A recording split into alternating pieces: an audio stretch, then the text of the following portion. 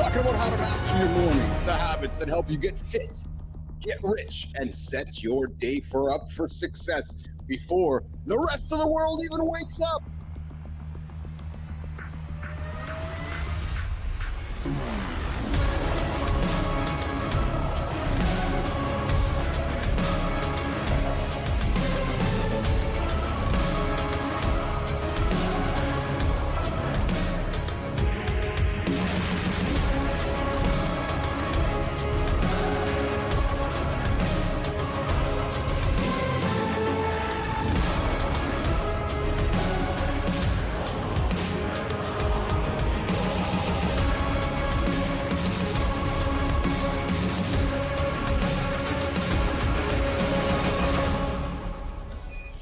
Hey, good morning. Yeah, I'm that little man here in Canada jumping up and down in the studio. The only guy up this morning.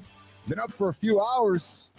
Yeah, true story. Good morning. Welcome to Mornings in the Lab, where we break down the habits that lead to success.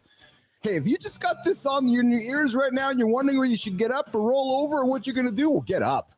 Come on.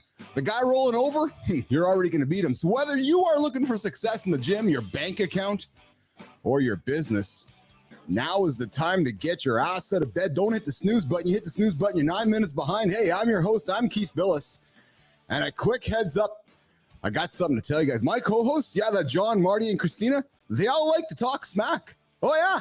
They're going to talk smack the whole show. They're going to drop F-bombs, S-bombs, B-bombs, every kind of bomb in the world. And if you have kids around, yep, they're going to hear that smack. So I invite you to have the kids put the headphones on or introduce them to the sultry sounds of F-bombs by the producer, Christina Flynn. So stick around for that. And I'm telling you, this could be explicit. So if you like the smack, keep the kids in the room. If you don't like the smack, get the kids out of the room here. Today, we're going to dive into the ultimate morning routine for men. Yeah, how to get fit, how to get rich. And hey, get rich might not be having cash in the bank account, although we like to have cash in the bank account and dominate the day. And I've got my crew here with me. Producer Jimmy on the buttons in the back. We got Marty Fit over there. We got producer Christina Flynn over there. And of course, we got producer. Not producer. Of course, we got the muscle man, John Anderson, as well. Let's bring up them here in a second. And of course, we got Cordell Brown joining us here this morning. He's a powerhouse in the startup and venture capital world and knows exactly how to build habits that lead. And Christina, I invite you to smash that like button, subscribe. If you haven't subscribed, subscribe to the damn show, damn it. And if you have a comment about something we are doing, whether you're liking or not liking, let us know and tell us, what's the first thing you do in the morning? Do you master your domain or do you get a cup of water? Hey, let's get into it. Jimmy, let's bring the crew on the stage. All right, there we go. We got Tina, we got Marty, we got Johnny, we got Tina in black on black. You got Johnny in the black on black with the mental weakness shirt. And of course, Marty with the traditional less brunches, black, more crunches t-shirt. We're all wearing black today. Got the red headphones on. I got the white hat. And I know Jim. You said that 15 times and he didn't stop talking, man. I don't think he could hear you. That's it. That's it. How are you guys today? What's shaking today on a last day of these 5-day loop that normal people call the loop? Johnny, what's going on today, brother? Normal people don't call it the loop. We call it the loop. But this is another day in paradise is what it is, baby. That's it. You're hanging out there in the Baja. Were you dune bugging yesterday? God to goodness, I had a busy day. It was one of those days where it just seemed like I got into this groove and it was almost like one door open. I went through and all of a sudden, bam, there's 3 more. And they were all good doors. So I'm not bitching. It was just like one of those days. It was like, holy shit, I'm going deep down this magical rabbit hole. By the time the day was over, I was wiped out, man. And my head hit the pillow and it was like payday, baby. Wow, productive, man. Very well. How about you, Marty? Did you accomplish a productive day yesterday, Mr. Christopher Martin? Something like that. Had some good news yesterday. That's about it. But it was a chill day yesterday. Come on, brother, share. You can't. You go on now. Go on now. Share that. Not sharing at the moment. Man, what? Pull the pants down, brother. Come on, you got it right there. We can see the top of the short and curlies. Pull them all the way down. No. Hey, but we don't know if it's short and curlies. It could be Brazil. Just stop. We just don't know. That'll be year 2 or year 3 of the relationship, Johnny. We'll just wait for a couple years before we get into those questions. But Tina, how was your day yesterday, Missy? My day was good. Yeah, I felt productive. I got a lot of stuff done. I got a lot of family and work done. So I didn't have any good news, but the good news is I'm alive. So that's a great thing. Oh, I like that. I like that. And good morning, Elena. I see you in the comments there. Welcome to the morning show, the morning loop, the first 15 unpredictable minutes of your day. And listen, let's get real for a second, nation. How you start your morning sets the tone. Oh, yeah. Sets the tone for the entire day. Now, there's a lot of guys out there letting their morning slip away. True story. Yep. You don't realize that those first couple hours are probably the most crucial hours of your day. And I'm telling you right now. And you hear the stories of the 8 o'clock wake up, the 9 o'clock wake up, the noon wake up. Here's the bottom line, nation. If you want to get fit, you want to get some cash, you want to get rich, and you want to take control of your life, it all starts before 6, may even start before 5, may even start before 4, damn it. You got to get up. You got to get moving. Movement creates momentum. I'm talking about working out. Yeah. There's no reason you cannot start your day with at least fucking moving your body for 15, 20, 30 minutes, man. Like 30 minutes. You got a whole day ahead of you. Make those first 30 minutes non-negotiable. Because when you sweat early, your brain activates, your body's sharp for the rest of the day. What's John do? He gets out of bed and he takes a 282-pound frame and jumps on a fucking trampoline. Yeah, think about that for a second. Big monster gets out of bed and jumps up and down just like this, like he's just jumped. I don't have one of those here in my house in Mexico, so I'm jumping up and down the goddamn tile floor. I'm jumping no matter where I am. The trampoline not having a trampoline doesn't stop me. So to all those guys that are my age in the 50s, or all those guys that are in Marty's age, waking up and looking at their wrestlers or their bodybuilding heroes, dude, this guy's rolling out of bed and fucking jumping on a trampoline. Yeah, true story. And it's the mindset. I got up this morning. I was like, okay, I got to go for a run, but I don't want to go for a run, but I got to go for a run. So I went for a run. Oh, yeah. I went for a fucking run. I hate running. Marty knows how much I hate running, but I did it. And I achieved the personal best today. How about that? Boom, boom, right? So that's the mindset. Hence the energy here this morning, right? And then, hey, listen, we don't talk enough. What was it? Oh, I did a 5K and faster than I did before, Marty. So there you go. I've been working on my 5K speed, and then I did it. And I had to run up the hill first, and I had to trust the process. I went into it going, I don't know if I like this process, but I'm going to trust it. And then when it was all said and done, guess what, guys? It worked. Right? So you know why you beat that time? Tell me. Because you've been habit stacking. There we go, baby. Yes, there we go. Yeah, that's exactly. And then that's what I'm here for. That's it, Marty. Here's the last thing, nation. We don't talk enough about making cash. Listen, if you want to get up and make some cash, get your ass out of bed early, because the guy who's slinging, he's not making the cash like you want to make that cash. So whether you're reading, learning, working out, strategizing, doing something, journaling, get your ass out of bed and get started. Let's just do that. Marty, I know we're going to talk morning routines all morning this morning, but just quick comments on that, Marty. The whole idea of morning routines. Yeah, man. I told y'all, I don't know if you remember, but I start my morning with a stretch every day. So I do like a resistance band stretch routine. That way I'm feeling good. So any negative thoughts, anything that can corrupt my mind, it's already gone because my body's feeling good. So I'm giving my clients good energy. People come up to me in the gym. They start talking. Let me buy a shirt. You got a shirt in the car? Because I got the mobile store too and the home store. And we're working on the physical store. But anyway, that's another conversation for another day. But everything with that morning routine is really going to get you to the next level. Yes. And Johnny, I'm going to come to you in a few moments here with something I want to say. But Tina, what about you? As you've been adjusting your morning routine to the show and to this, I guess, since hanging out with us, have you noticed changes in your life, Christina Flynn? Yeah, 100%. I think I've never been a morning person, which we realize are just stories that we tell ourselves. Yes. But to me, it's all about, I gotta get to bed early the night before. And if I can get to bed early enough the night before, I can get up and I can just, like Johnny has said, like all you have said, start doing the things in a way that's so repetitive, I don't even have to think about it. And I've added recently doing some mindfulness exercises to that. Oh, nice. 3 days a week to start, give myself something to accomplish that's very doable, because that's critical for me on my brain. That's awesome. So listen, I want to continue. We're going to continue the conversation all morning with Cordell Rowe Brown on the morning routines. And but I want to start. So usually this time I talk about something unpredictable and funny, but I got something different I want to throw on the table today. I want to start the momentum for the next 12 days of the month as we head into a month that is an important month. It's an important month in Business Athlete Nation. And I'm going to tell you what this month's all about. So John and Marty and Christina and myself all know that to achieve a bunch of yeses and to achieve a massive yes, you got to say no to a lot of things. Most importantly, you probably got to say no to more things in order to achieve that one big ass yes. So nation, in 12 days, I'm going to invite you to step into the most important month of your life. And we always talk about starting right now and something, I'm going to start on Monday. No, start right fucking now. Listen, I'm going to invite you to start thinking about something that's going to happen in 12 days. And then over those next 30 days, we're going to give you permission every single day to start something. And it's called No Month, the month of November. I'm going to invite you, nation, to start thinking about one thing you want to stop so that you can stop in 2 things and 3 things and 4 things so you can start achieving many yes things.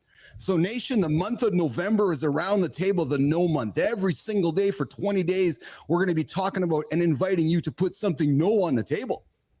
You can say yes to so much more. You want to achieve a big fucking audacious goal?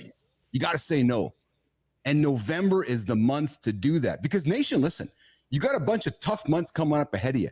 You got November, which heads into December. December is a stressful month. A lot of bills to pay, a lot of food to eat, a lot of things happening. It's going to stress you out. And when stress happens, what happens, Johnny? We eat.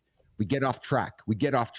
And then January is around the table. We all jump into January resolutions. So nation, I'm inviting you to start thinking about it now. In 12 days from now, the no month begins. Maybe you want to start something right now or on Monday, but there's no excuses. Come Keith, the month of November. Johnny, Marty. I was going to say, what other type of things should they say no to, Keith, other than food? Oh, exactly. The list goes on. I can talk about that forever. I was on. Yeah, I was going to name some things, Keith. If you, man, you could say no to a lot of things. You can say no to, you could say no to staying up late. You can say no to bad habits. You can say no to the things that I'm going to jump in. You just say no every day. You say no to the one thing that you did today you don't want to do tomorrow. When you start removing, it's literally, it's always AJ saying, the brain works off of, what was he saying? It was evidence. So when you have the evidence of doing something that, hey, that fucked me up today, boom, there's your no for tomorrow. Yes. So that's the goal here, nation. Come November, we're really going to start hammering this home. And I know Johnny lives this way. I know Marty lives this way. I know Christina does, and I do as well. So we're really going to own this conversation of November. Right. I know traditionally November has been Men's Health Month about prostate cancer, which is awesome. And we're all going to support that. But we're going to add something to the table for Business Athlete Nation. We're going to invite you to say no to something and then help you be accountable to that no. Johnny, before we go to the accountability check-in, I know you're all about this, every pun intended. Johnny, give me a quick soundbite on the month of no before I get into the accountability check-in. John Anderson. Well, I think this is a huge opportunity for everyone to do a little bit of self-reflection and literally take it one day at a time, these 20 days that we're going to use, to literally figure out 20, well, I shouldn't say even 20 different things. It could be however many different things that come through your life or your day that you want to remove. Because when you want to remove, you're saying no, which is the month of November. So literally let your life, don't sit here and have these dreams and thinking about shit. Oh, I want to say no to doing stuff that doesn't even come into your life. Say no to the shit that's fucking you up today. Yes. And what's nice about it, Johnny, if we use the second mindset, which is if you say no to a bunch of things this November and start thinking about next November having already happened, man, you're going to start feeling tremendous about yourself. All right, Jimmy. On that level, bro, let me just sneak one more thing in it because it attaches to this November. What you just said attaches to the morning routine. If people understand you get up early and you win the morning, you're going to have a good day. And you start stacking up good days, you're going to have a good week and turn into a good month. Now, here's where it gets good. A good month could turn into a good year, and a good year very possibly can change the rest of your life. Oh, fuck. I love it, Johnny. I love it. That's it. That's the sound bite we were looking for. That's a good sound bite. That's a good sound bite. And hey, that leads us right now. That's it. All right, we're going to head into the accountability check-in. We're going to get to this, nation. We're going to get to this whole idea of the morning routine. Cordaro Brown's joining us here in a moment. But listen, show me your morning routine, and I'll tell you how serious you are about achieving your goals. Think about it. If your alarm went off at 4:45, and you'd be 15 minutes ahead of the person waking up at 5. Yeah. But it's not about those 15 minutes. No, it's about the mindset behind them. Those minutes you're taking control. You're not putting off your day starting. You're not thinking about your day starting later. And those small wins that start at 4:45 compound over time. So yeah, you might be 15 minutes ahead of that guy over there, But think about those 15 minutes accumulating over the day. Whenever you show up when others won't, you're not just winning time. No, nation. That's actually the byproduct of it all. As Marty said, you're building habits. You're building discipline. Those 15 minutes over time, you talk about making cash and compounding interest and putting some cash in the bank. Man, those 15 minutes over time, they turn into something bigger. That no you say to for this day, for this week, turns into this year, the rest of your life. The compound effect, it all starts in the morning. The momentum, the progress, the results. So listen, the real question isn't really about what could you do with those extra 15 minutes? No. The real question is, who do you become by showing up? Your morning routine, it answers that question. There you go, the accountability check-in. That's it. I want to hear your morning routine. What are you doing to get your ass out of bed? That's why we got this show, to help you guys hold yourself accountable. Maybe you're having a tough day today. Turn the show on. We might turn that day around for you guys. So let's hear it. What's one thing you're going to change in your morning routine starting tomorrow? And yeah, we're not on the show tomorrow, but you can hit me up on Instagram. You can hit me up on LinkedIn. You can hit me up on X. Just phone me. Want my number? Come hit me up in the DM on LinkedIn. All right, let's rock and roll over here, Jimmy. Let's bring up center stage. We've got someone special with us today. We got Cordaro Brown joining us. He's an ecosystem leader in the startup and venture capital world. But here's the kicker. His success starts with the morning. He's going to share how the right habits can set you up for success. Mr. Cordaro Brown, welcome, my friend. Welcome to the show, buddy. Absolutely. Great to be here. There you go. What's going on, man? What's up, man? Good to see you. That's awesome. So Cordaro has built a career around accelerating startups and helping founders succeed. But what sets him apart is his focus on structure and discipline. He's worked with hundreds of startups, helping them scale. Cordaro, how have you built your momentum? Where do we start, man? Tell us a little bit about yourself before we get into it this morning. Absolutely. So I'm originally from the state of Alabama. I have been in New York since November or March of last year. I was born in a city called Selma, Alabama. A lot of people might have heard of it. Raised in a small rural part of the state called Livingston. And during that time period, became intrigued about how certain systems such as startups and things could shift the kind of economic gaps that we see. And became enamored with that. And I was working at this company called Founder Gym, where we were focused on helping underrepresented founders navigate through the fundraising process. Mm-hmm. And and it was really exciting. I learned a lot. And that's where I got connected with Christina, who's doing an awesome job on your show. And from there, we were able to support roughly around 600 or so underrepresented founders that were around the world. And during that time, I became a scout at Techstars shortly after that, and where I focused on sourcing the best founders and trying to create an atmosphere where we're better for founders at Techstars and helping them scale and learn the tools that we've accumulated over time at Techstars as being one of the earlier accelerators in the space to help and scale. And I've been doing that since, like I said, since 2021. And I've transitioned to a program here in New York City where I work with the New York program to support companies within our accelerator program. So it's been very exciting. That's fantastic. So listen, on behalf of John and Marty and myself, I'm sorry that you have to spend some time with Christina Flynn. I know we are every single day that we have to spend a couple hours with her, and it's caused me some extra. She's going to kill you.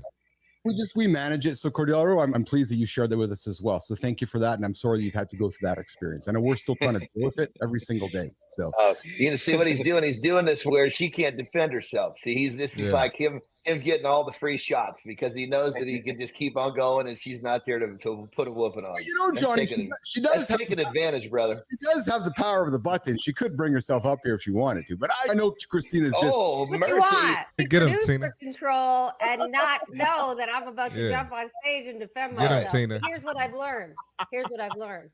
When people are talking smack, they're on the right track.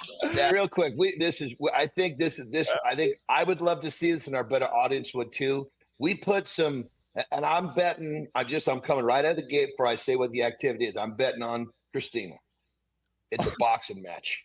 Oh, Christina's gonna put a whooping on the nutty post. I'll tell you. What do you think, Marty? Yeah, she got the height advantage too. So I got Christina. Yeah, and she's got the reach. Yeah. All got it's the gonna reach. take is one up, and the little nutty fella's going down. And He's on the carpet. Keith gonna be punching up here. Yeah, just like that bad Mike Tyson video game, eh? So Yeah. All right. I'll leave you. See you later. Cordaro, I don't think Tina told you were getting into when you joined the show this morning, but I don't think she did. You work with a lot of high-performing founders throughout your career, and you've been a leader in the venture capital space. Cordaro, what's the common thread that you see in successful men, whether they're in the gym or in the boardroom, that help them thrive? And I got to think, I'm going to lead you in this direction. It starts in the morning. Cordaro. Absolutely. And I do think that there's a competitive nature to it.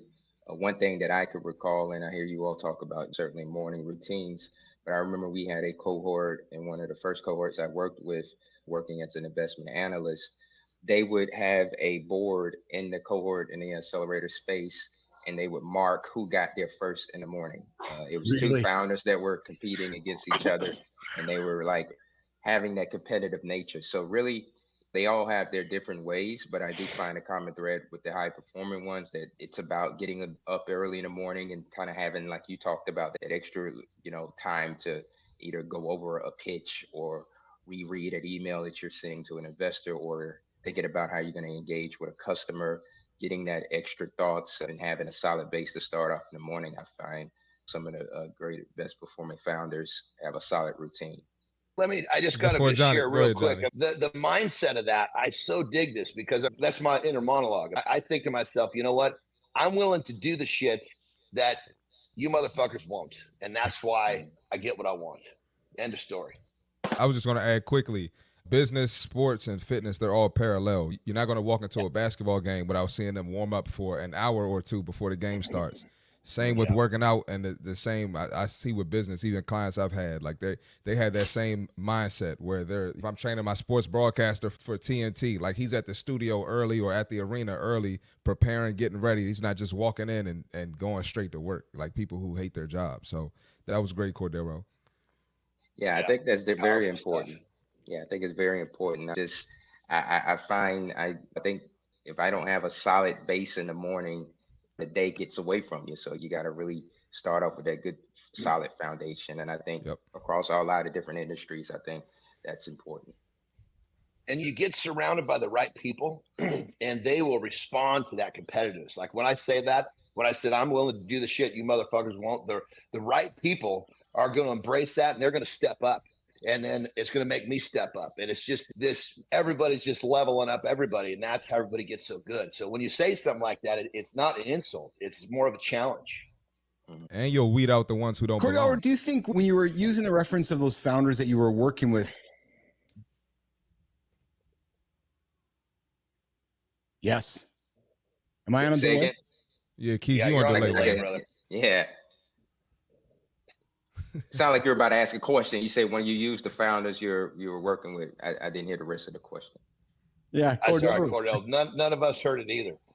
Okay, all right. Just making sure. Am I back here now? Am I back here now? Am I better now? I'm better now. I think so. It's better now. You're Good. Good. Yeah, you're good, brother. Cordaro, in those situations where those founders were competing, do you see instances where a toxic hustle culture could potentially arise from that? One guy's getting up at 4, one guy's getting up at 3. Next thing is just perpetuating into a hamster wheel of toxicity. Let's comment on that quickly before we keep the conversation going in the deep dive. Cordaro. I don't think it ventured out into that. It was just a friendly level of accountability. They both have a common goal. Yeah. They each want to utilize the program to succeed and wanted to keep each other accountable to meet their goals that they set out for themselves. Yes. All right, Jimmy, let's rock and roll over here to let's get Marty up for the fit tip. Then we're going to come back with a deep dive. Cordaro's going to stick around for the deep dive. We're going to rock and roll the center stage, and we're rocking over the next segment. Marty's got the fit tip coming up here. We're back in 90 seconds. Cordaro, Jim, Johnny, hang tight. We're back in a quick second. Do it, Marty. Let's get it. Fitness tip for today is always going to be related to the topic of the day. Fitness doesn't just start in the gym. This starts the moment you wake up. All right, how do you approach the first 30 minutes of your day? That's going to set the tone for everything that follows. All right. So I'm going to give you some practical things you can implement to get a good start to your day. Number one, hydrate immediately. John talks about this all the time, right? You lose a lot of water overnight. So before anything else, drink a glass of water before you have your coffee, before you have your breakfast, whatever it is, right? That's going to help kickstart your metabolism and get your body ready to move. Number two, get moving. All right. Not saying you have to do a full workout. Some of you do a full workout in the morning, but just spend 5 to 10 minutes stretching, like I mentioned earlier, doing some bodyweight exercises, walk. You can do some air squats like Johnny. You don't have to if you don't want to, but just park far from the building. Do something, just get your blood flowing, get your body movement, right? And that's going to tell your mind it's go time. Let's get it. All right. And fuel your body with a purpose. So be careful on the Dunkin' Donuts, the Starbucks, the Tim Hortons. If you're in Canada, be careful with all of that. Getting the sugary cereals, super sugary things in your body, right? You don't want to have that midday crash or that midday shutdown. All right, think high quality protein, healthy fats. You got eggs, avocado, protein smoothie, things of that nature, right? This is going to help you maintain your steady energy and focus throughout the morning. And the gym is important. We all know that. But mindset and daily habits are your foundation, right? So start your day strong, and the rest of the day will follow. That's the fitness tip for today. All right, that's the fit tip of the day here with C. Marty Fit. And I'm giggling because I think I got a delay, but I don't know if I got a delay. Do I got a delay, Marty? Do I got a delay? You good now? Can you hear us? I think you're good now, brother. I'm good now. That's awesome. We got Keith, John, and Marty and Cordaro Brown bringing us back here. We're talking the ultimate morning routine for men, and we're talking about the way to get fit, get rich, and dominate the day. And Cordaro is back with us. Exact habits and steps that you might want to consider taking to get the day started. Of course, Johnny gets up started by jumping on a trampoline. Marty gets up starts with a stretch. I get up start, have my cup of coffee, and read the news before I get into the gym. But Cordaro, some people might not think you need those hours to get your morning routine right. What's your routine, Cordaro, when you get your morning started? What do you do to get your day going, brother? Yeah, certainly fitness is a great important part of it for me. I used to be a person that would do my workouts in the evening time, but once I shifted over to doing them in the morning, I found a greater level of energy and kind of how I attacked the day, different tasks that I had throughout the day. Really just taking some time. I do what's known as a walking meditation. Some people sit in silence and do their meditations, but I have to be moving and be in my certain mental space to get my mind right in terms of internally and then how I'm going to attack the day externally. And then as I transition over to the gym, certainly I'm a big fan of hip hop. So definitely listening to different music, go about it. But yeah, I think that's very important. And I do think in terms of faith, certain that's something that's a part of my life. So I take the time to reflect on a different motivating word from scripture in the morning. My father, my late father, always felt that was important, and carrying that on in terms of how I go about my day, and that's alone to give me a place of solace there. It also honors him as well. So, yeah. I want to talk about that because I know Marty's a man of faith as well, and he talks about this often as well. Marty, Cordaro, when you wake up and you lean into faith, talk about how that grounds you. We don't talk about that enough on the show. And again, we welcome safe conversations for everybody in this lab, right? Mm-hmm. Talk about how that grounds you. Marty talks about how it grounds him. Talk about it for a space. Talk about it from the perspective of where somebody right now is hesitating or reluctant to share that with others or reluctant to be judged by others because of it. But talk about how it grounds you and it sets the foundation to start your morning. Yeah, certainly for me, one thing that my father, always emphasizes this kind of that talked about having faith the size of a mustard seed. Yeah, this small mustard seed that can grow into this massive bush and tree. And I think that for me, that's something that he always emphasized. I have like little vials that he used to give out to different people that have the mustard seed in it. And certainly for me, no matter how big the task is that I have that day or how big a certain challenge that I may be going through, having that little bit of faith is going to allow me to, it's just about how I view it. But I think I heard, Kobe Bryant once talk about if you look at a mountain and your goal is to climb to the top of that mountain. If you look at the mountain in its entirety, you're going to think it's an insurmountable task. But if you just focused on the different sections of the mountain that you have to do to climb higher, you're going to be progressing to another level. So I think it's about understanding the steps you have to make in terms of progress, and just having the faith to be able to do it. That's powerful stuff, Marty. Yeah, absolutely. And I love everything you say, Cordell. And one thing about scripture and the Bible that helps me is, one, it's a book on human nature. So there's nothing that I won't find in real life that isn't in there when it comes to reacting to people turning their back on me, doing me wrong, lying, any type of negative thing that I have to experience that's in the Bible. And yeah, that's probably the biggest thing for me. So going into every day, I know that in the back of my mind, and starting off with that morning routine, I feel unstoppable. Yeah, those values. John, yeah, for sure. Yeah, I think it's like the whole idea of faith, and whatever you choose, whatever it is you call your faith, the universe, call it the Bible, call it whatever, call it Taoism, Buddhism. I think it's like having faith is like the first step in learning to believe, because once you believe, that's it. I say it all the time. I was a little bastard. I was just dumb enough to believe I could do it. And thank God I was dumb enough to believe, because here I am. As a little guy, shit, man, I would have cut off one of my fingers to have one of the careers I've had. I had three. So in essence, I'd be running around. You called me Mr. Two Finger. If I had the chance to cut off my fingers to have my shit, because I would have done it. Cordaro, talk about the power of the word intention, and talk about how your dad, I want to lean into your father, because clearly your father has had a very positive influence on you, is what I'm expecting, right? You start your morning thinking about him, and you start your morning reflecting on what he taught you with scripture and so forth. But let's lean into this idea of intention, and starting your day with intention, and not letting your day happen by accident. Because I really suspect that one of the foundational principles that dad taught you was exactly that, Cordell Brown. Absolutely. Certainly my father get up really early in the morning. I think he would be up around 4 in the morning and different things.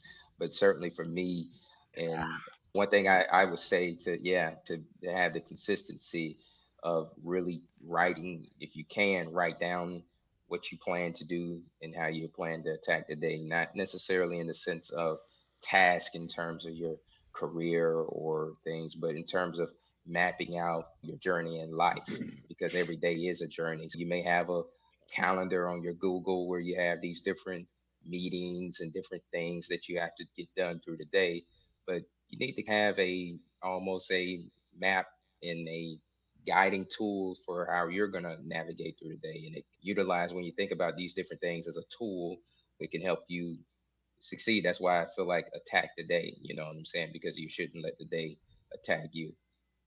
Yes. Yeah. Johnny. Yeah, it comes down to it. I mean, are you going to make today your little bitch, or is today going to make you its little bitch? Yeah. Yes, sir. There's nothing in the middle, so it's a choice. I love how Marty started nodding, and so did I. Got goosebumps when you said dad woke up at 4 a.m. because clearly something taught dad to get his ass out of bed at 4 a.m. So clearly your dad was grounded in some strong values as well, what got his day started, which then taught you to get your day started. And I guess I bring it up because look at how that cycle continues, right? Cordell, do you have children?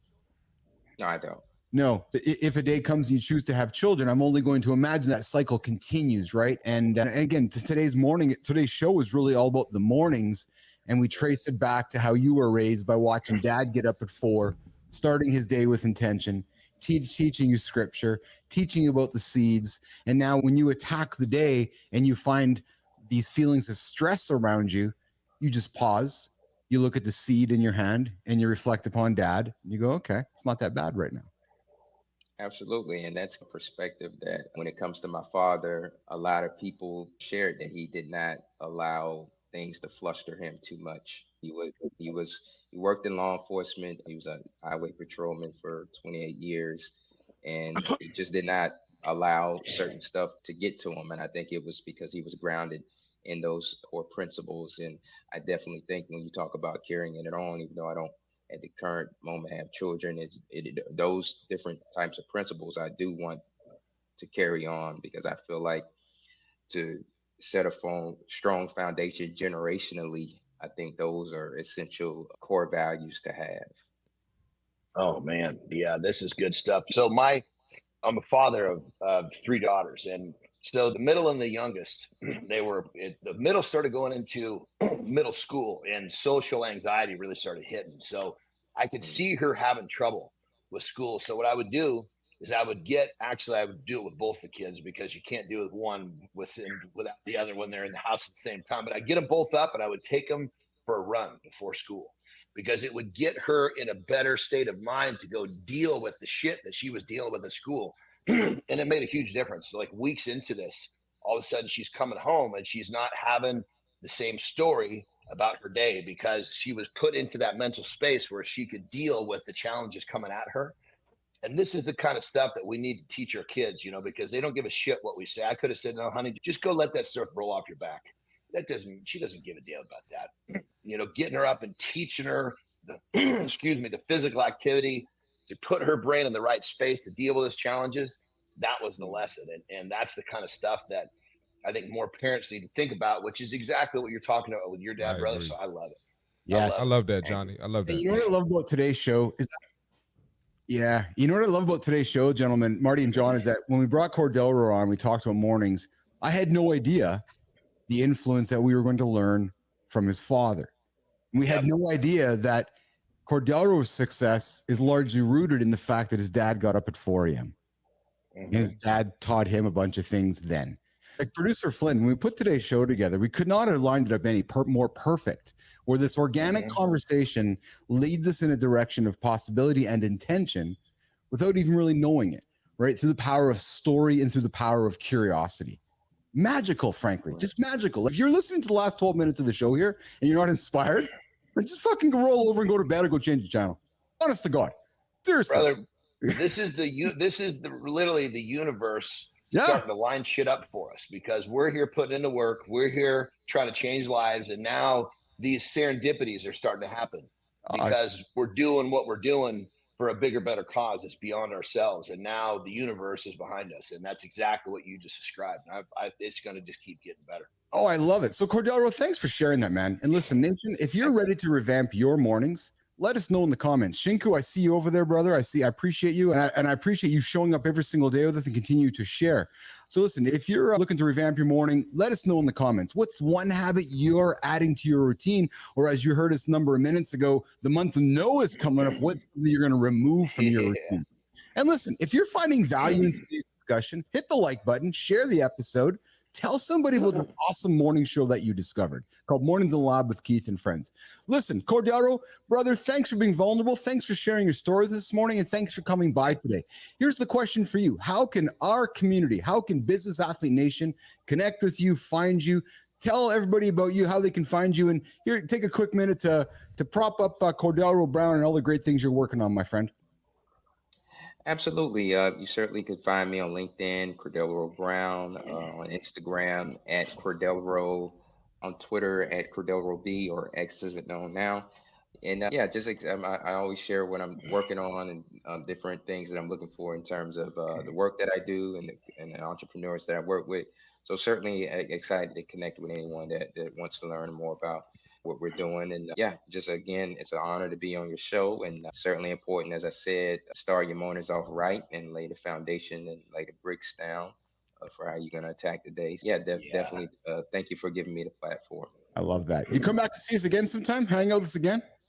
Yes, certainly will. Awesome. That's awesome. Cordaro, pleasure to have you on the show, my friend. Awesome to have you on here. All right, coming up, Thanks, brother. Yes. Thank you, brother.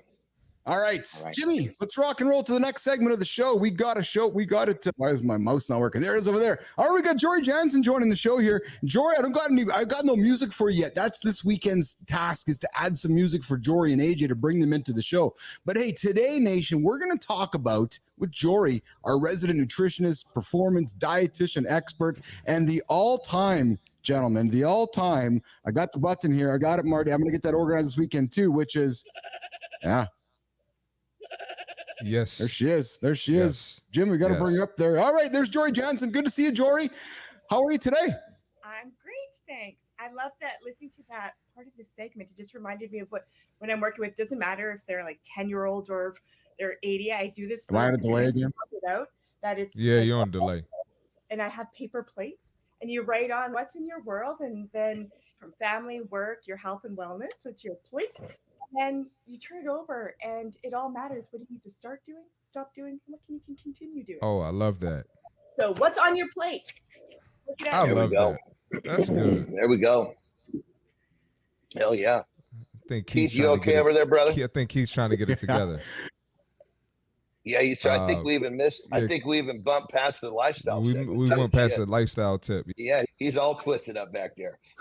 I guess, Jory, I think we're talking about creatine today, so I'll shift the conversation. So, if you could tell us about creatine and its benefits, Jory, to get it started, the floor is yours. Thanks, Marty. Of course. It's a team. I love it. Yes. So it's not new that we often use creatine in terms of performance in our training, sport performance. However, there's also other reasons for health, short-term, long-term health reasons that we're now looking at creatine, whether dietary, but oftentimes to reach that therapeutic level, it's through supplementation. And there's a lot of areas that are being explored right now that look at how we use creatine for optimizing our long-term health. Yes. I was just going to say, right when we got started, I was going to say, George, jump in there and tell them it's not just about lifting weights anymore. There's like all of these new benefits of creatine. I mean, I was never a huge creatine fan for the point of lifting weights, but now these new studies are out, man. I'm taking 3-4 doses of this shit a day. Of course, it does have a benefit in the gym, but it's not like some massive, oh my God, I took my creatine, I'm going to reach my goals in 2 weeks. It's just one more little thing you could do. But now that creatine represents all of these different elements of improvement, it's almost, and as cheap as it is now, it's really silly not to put this into your daily regimen. Absolutely. And it's not just any creatine. The one that has been researched that we know for sure gets put into our cells so that it's working. It's creatine monohydrate. That's the one I always use. So hold on, Jerry. For somebody listening, talk about so they're walking up to the creatine stand and they're going, oh, there's a few of them. Yeah. Creatine monohydrate. It's the one that's researched the most almost since the beginning of time in terms of supplementation research. And so we know it's not an issue on the kidneys. It's not causing cardiac arrest. In fact, it helps with ischemic heart arrhythmias. So if that's something that you're at risk for or have gone through, there's some research on that. If you're someone that's looking at helping that short-term memory, which I am, or if you're someone that has a history of or at risk for concussions, so creatine supplementation is great for that. So even in terms of blood sugar management, your insulin level, we talked about insulin the other morning a little bit. Creatine monohydrate has a significant role. Now, can you get creatine from food alone? You can. Probably not therapeutic dose. Not enough. If you're a woman, not enough. Sure, like 70 to 80% less than men. That women really benefit, as well as vegetarians or those that are reducing the amount of meat, which I know a lot of you here like your meat. Great. You're going to meet your targets a little more flesh. But supplementation seems to get to that therapeutic use in terms of preventing some chronic disease. I want to add this. Since I've been using creatine, I've noticed performance in the gym is better and definitely like cognitive function and energy. Yes. So I wanted to add that in because I use creatine as well, not as much as Johnny. But I got a question for you, Jory. A lot of people say that creatine makes them bulky or swell up. And I just want to add, too, if you do want to take creatine, you got to still be eating clean. You still got to hydrate, and you still got to be on your regular gym routine as well. So you can go ahead and answer that, Jory. We'll clear that up. Absolutely. So will the scale, if you're using the scale as a measurement, increase? Likely, especially if you're doing a loading dose. Now, if you're using creatine for other reasons than performance in your training, if you're using it for the health benefits, you don't have to do a loading dose. You can go 3-5 grams continuous, like every day is what that means. Even more so if you want to be a little more particular, because your size, your body size matters too. You go grams per kg of body weight to really get that maximum dose that is right for you. So usually a loading, it'll be 0.3 grams per kg of body weight, and then 0.03 grams for the maintenance phase. But again, if you want to reduce the water retention, which goes into the muscle, it's hydrating, right? People say that creatine dehydrates. No, it does the opposite. It actually retains water. The scale might go up, especially if you're doing a loading phase, but after that, I wouldn't worry about it. And really, weight is just a weight. It's body composition. There you go. And real quick, everyone. So, of course, we got to remember there's more than one, type of creatine. We're talking about mono. A lot of times people say, what? I went to the store and which one was it? There was multiple. How do I remember? Mono. Just think number one. You want the monohydrate. Just make it simple on yourself. You go in there, get the monohydrate, you're good. How do you remember? Just think number one. Makes it simple. Exactly. And usually one scoop is around 5 grams. So you don't even, you could weigh it out if you want to, but I don't have time. I don't know about you, but usually it's around 5 grams. So if you want to take a little bit of a lower continuous dose, just go half the scoop, right? Or 3/4 of the scoop. And you don't have to make it too crazy. We all are busy. We all have a lot on our plate, right? It's just figure out what works for you. But there seems to be some benefits. And even in terms of body composition, in even looking at, which we're not going to go into detail here because I don't want people going and putting their kids on creatine, but there is research on children and adolescents using it, and it does change bone mineral content as well as body composition. So just there is more and more research that needs to be done, but it's there and it's looking good. Moving in the right direction is the key. Everything seems to be getting better and better, which a lot of times research, it covers a little bit of both sides of the fence. What do? This is not the case on this one. That's right. Yeah. What about your thoughts? What are you thinking outside of performance? What are you guys all thinking about? What's coming on with creatine monohydrate and cognition, muscle health and aging? That was my thing. As soon as I heard it was starting to support cognitive function, I was like, man, how do we not want to support that as we get into our later years? And when it comes down to it, helping the body be its best with something simple like that, it doesn't make any sense not to do it. And it looks like the research is going to keep uncovering more and more good things. So it's like, it just seems like a simple way to give your body an edge. And it's cheap. It's not like you're going to you're not spending, for those of you that are on a budget, this is not going to break the bank here. So it's really simple, straightforward additive supplement that you can put into your diet. Now, I'm not a huge component of when I say supplements, but realistically, what I mean by that is I don't like it when people use a supplement for nutrient value because it's processed. If it's in a supplement. Yes. But when you're talking about something like this, it's not designed to bring nutrient value. It's just designed to support the body and its systems. Yeah. Hey, Shinko has a question coming up here on the screen here. Are there downsides, Jory, to creatine? And the second part to that is Shinku also asked, could I have creatine with my coffee? This person has such great questions. I love it. So in terms of temperature, there doesn't seem to be a temperature risk. So if you like it with your hot or cold brew, you're good. Okay. However, there does seem to be still somewhat of a greater intake when you have a carbohydrate and the creatine monohydrate. You don't have to, but there is some speedier intake if you do have it with a carbohydrate. And are there downsides? I guess the biggest downside really has been some people don't like the water retention that happens with the water uptake into the muscle. That's probably the biggest one that I've seen. Otherwise, everything else seems to be proven as a myth at this point. Interesting. But you just hit it on the head. It's water intake into the muscle. So many people say, oh, I take this creatine and I feel like I'm fat. No, you were fat before you took the goddamn creatine because that water went in the muscle. Yes. So don't think that creatine is making your fat worse. It's just giving you another excuse. Let's be honest. It affects the muscle, not the fat cell. Yes. Exactly. And it's actually doing the body good. So many people are okay now with supplementing with vitamin D or a probiotic. This is the next thing. You're supplementing with creatine. Can you get it through your food sources? Yeah. 0.8 to 1 gram a day, typically from diet, if you're eating animal sources. But if you want to reach that 2 grams per day, usually the supplementation has to come in. Just like your vitamin D, you can get it from sunlight, you can get it from food, but to optimize your levels, usually the supplement has to happen. So Jory, what you were saying is I think what you were saying was, because one of the questions that Shinku asked was, can I put creatine with my coffee? And I think what you said was, does it load better in the body with a carbohydrate? So if you're going to take creatine, ingest it with some kind of carbohydrate. Is that what you're recommending, or is that what the science is? Yes, if you're looking for that performance gain rather than the health gain. Gotcha. Yeah, sorry, I should clarify that. Yeah. If you're looking for that heart health, the short-term memory enhancement, that you could just take in your water, whatever. But a carbohydrate source to have that increased enhancement of uptake, if you're looking for the performance in your sport, in the gym, that sort of thing. Excellent. It'll just take longer. You don't have to. It'll just take longer, a little longer. Yes. John, Marty, Jory, what a great conversation. Jory, every time you come in here, the comments light up. People ask questions. I get texts after the show.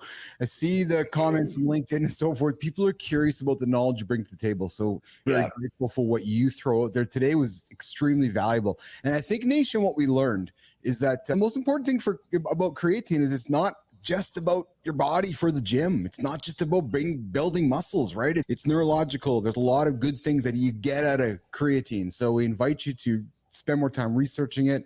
Head on over to your local, I guess, whatever, your GNC, your local Costco, your local store to pick up the right creatine. Jory? That's right. Creatine monohydrate. That's it. And also recommend in pill format, in dust format, in what kind of format would you recommend somebody take it? The good old powder, scoop and go. Yeah. It doesn't get any better than the powder, man. Right? Very true. They got creatine gummies now and stuff. Just get the powder, man. Oh, Jesus, Murphy. Really? Yeah, just get the powder. Yeah, I mean, those gummies you got to get down. Those things, that's a marketing thing. There you go. No excuse to have your creatine, Nation. Jory, what do you got going on for the weekend before we say goodbye? Oh, life. I don't know. Just life. Birthday parties, volleyball games. It's good. That's exciting. That's awesome. Jory Jansen joining us Monday, Wednesdays, and Fridays with the protein tip, the protein break, always dropping nutritional information to help you guys get through your day and get to the next one. And we're excited to bring back Jory next week. We got more great things ramping up, and I want to get into some more question segments with you guys, Nation. So maybe we'll organize a special day to throw like an AMA on the table where the segment's very much driven by you guys. So Jory, have a great weekend. We'll see you on Monday, okay? Thanks. Thank you, Jory. Awesome. Take care, Jory. Jory Johnson's heading out of here. And okay, so Uncle Keith here had some problems with the internet a while back and he missed the segment. So we're going to come back with a lifestyle tip with John Anderson, and then we're going to bring back the Coach Flynn to talk about the personal brand bite before we're going to Reloaded the next hour, and then into the gym. We're going to do an into the gym segment with questions from the gym for John and Marty to help you guys out. And then we're going to go to Creative Spotlight in the community corner and wrap up the show with Business of Branding with Keith and Christina. But right now we are going to bring this guy up on stage, and it sounds a little bit like this. Let's go get it, Johnny. All right, here we go. Here we go. The lifestyle tip for the day. All right. There is a plague that is sweeping through the human race, and it is causing all sorts of havoc. It's robbing people of their hopes, their dreams, and even their short-term goals. And it's this phrase, "I'll do it tomorrow." This is killing people. It could very possibly be killing you too. When I mean killing, it's taking what you want from your life. Don't be this person who uses this phrase and doesn't realize they're actually using it, rolls over one day when they're 40, 50, 60 years old, said, what happened to my life? What happened to all the shit in my life that I was so excited to do? Remember, you were going to do it tomorrow. It starts with today. There is no perfect time. There is no perfect place. It's right fucking here, right fucking now. So do not get affected by this new plague called do it tomorrow. Stand up, take the first step, and go get what you want. Rock and roll. Johnny Anderson, the lifestyle tip every day. Not at this time. Nope, Uncle Keith's running a little bit behind. So Johnny's got the lifestyle tip coming out of there, and we got our favorite coach, our favorite producer with, this segment's coming up. Personal brand by Christina Flynn. Marty? I'm gonna jump on the table. How long it would take people to come? Yeah, I gotta give you some energy. Go get it, coach. Go get it. All right. All right. Let's get it, folks. All right. The secret to building a personal brand is really all about intention. So today we're talking all about the importance of morning routines, your daily habits. But here's the thing, this also applies directly to building your personal brand. We know that the skills to building a brand online are writing, consistency, and engagement. But why aren't more people who are really killing it with their morning routines and their businesses succeeding on building their brand online then? Because it's not really just about doing the actions, it's about the intention behind the action. So if we take those three things, writing, super practical, but writing in your voice, that's personal. Consistency, of course, really practical. Consistency despite the self-doubt that you're feeling, that's personal, that's intentional. Engagement, practical. Engaging in a way that's actually authentic and meaningful, that's personal, that's intentional. You can have the most dialed in morning routine or strategy, but if you don't know why you're doing it, if it's not grounded in who you are, I promise you it's not going to stick. The more you know about yourself, the more intentional your actions become. And that's what's going to make your personal brand resonate. You want to merge the practical skills and the personal growth. It's not just about doing the work, it's about aligning that work with your story and your purpose. Intent and being intentional is the secret ingredient that turns habits into impact and skills into a brand that lasts. Yes, it is that simple. I have entered my no fucks era, and I promise you, if you put today's brand bite into play, you will be one step closer to entering yours. You got this. The coach, Christina Flynn. I'm laughing at Shinku Gold over here, the F-bomber. Yeah, it's true. That's going to be Coach Flynn's new name, the F-bomber. That's exactly it here. And Shinku's also definitely saying, Shinku, set up that LinkedIn account. Start it up again. Hit us up. We can help you if you need. That's right. That's right. All right. Boom. Christina with an F, not Christina with a K. Yeah, I mean, baby. I have AF for my initials, so let's go. Get it. Let's do it. There you go. I make my dad so proud. Yes, I do. Oh yeah, that's it. He loves it. There you go. Good morning, nation. Morning to the lab with Keith and friends. Hour 2 is starting up here. Hour 1 wrapped up. We just banged out a great segment with Jory Jansen on Creatine. Was that a good one, eh, guys? Wow, Jory drops some knowledge every time she shows up here. Just drops nuggets of gold every single Monday, Wednesday, Friday, and then AJ's dropping on Tuesdays and Thursdays with his mental knowledge. Mental dude, mind fuel with AJ Zeglin on Tuesdays and Thursdays. All right, morning loop reloaded. And then Marty and John are going to come back with In the Gym. I'm going to sit down with these two characters. We're going to get some questions from you guys. I got some questions written down, and I'm going to throw some questions down. Listen, we got two guys who spend a lot of time in the gym, and I think they have a lot of knowledge we want to keep pulling out.